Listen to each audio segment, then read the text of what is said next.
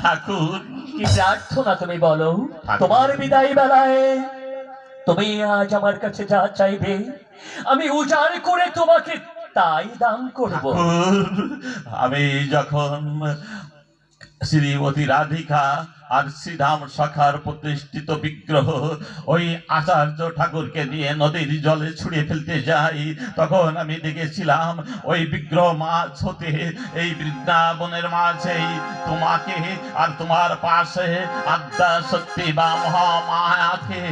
তাই আমার এই মুক্তি লগ্নে আমি দেখে যেতে চাই এই বৃন্দাবনেই তোমার মার সাথে রয়েছে আদ্যা শক্তি মা মহামায়া, আর তারই পাশে দাঁড়িয়ে আছে শ্রীমতী রাধিকা। তোমার ইচ্ছায় পূর্ণ হোক।